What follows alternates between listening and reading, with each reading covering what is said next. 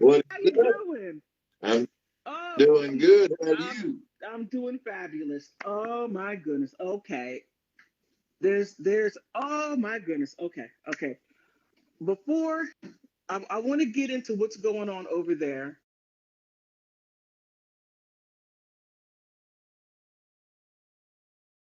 I do want to talk about Lahaina. Talk a little All bit about right. that.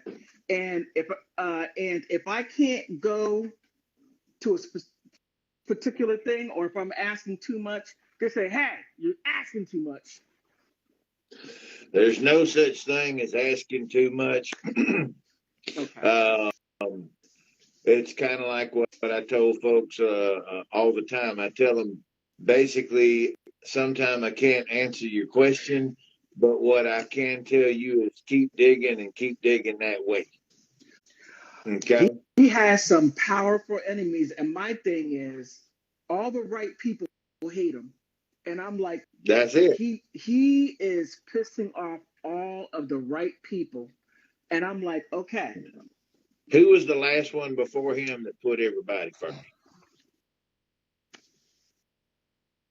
Think Man, you're gonna about it. ask you're gonna ask me one of these Yeah. hard questions. Oh You, my goodness.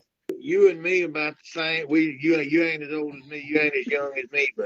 But I'm saying, but but you might be close enough to me. You might remember the last one who put the people first, and they tried to smear him in his second term.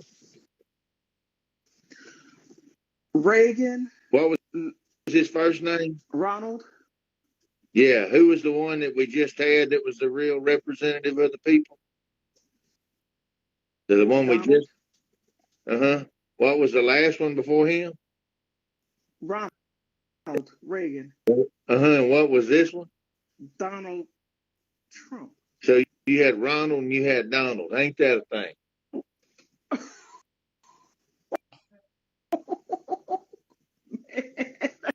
Oh man. Because Ronald Reagan, I remember the election. I was young. Um, I remember being in the car with my mom, going to the line to the gas station to get gas. Oh my goodness, we had to go on certain days. That was Carter. Carter, And that Carter had set all that up. And it's the same way Biden. It's identical playbook. It's identical playbook. We saw the country go into collapse, and they blame Baby Bush, which Baby Bush, he had a lot on him. He had a lot that he needed to own.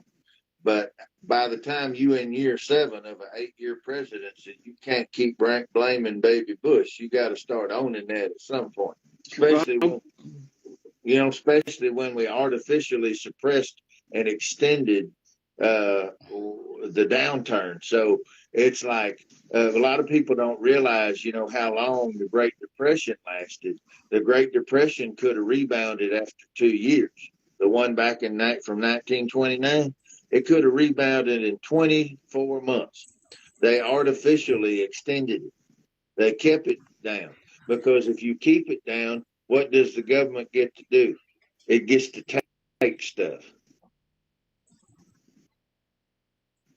Okay, it gets to implement things. If people are up on their feet, they'll say, no, thank you. It's got strings attached. But when they're on their knees and they're looking at their hungry kids, people will say, okay, I'll take whatever I can get. that's what's going on right now. That's what's going on right now. By design, they break it so that you need their help. This ain't a new playbook. To keep us further in needing the government.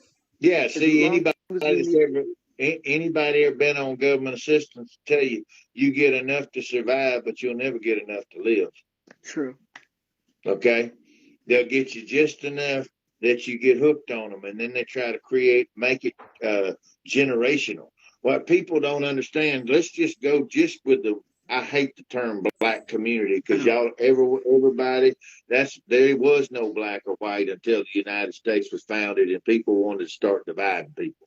So that's a bunch of bullshit. That rubs me wrong. But I'm sorry, I'm getting on my soapbox, climbing down off of it. Okay. I'm going to tell you, the thing is, okay, so the children of Africa, okay,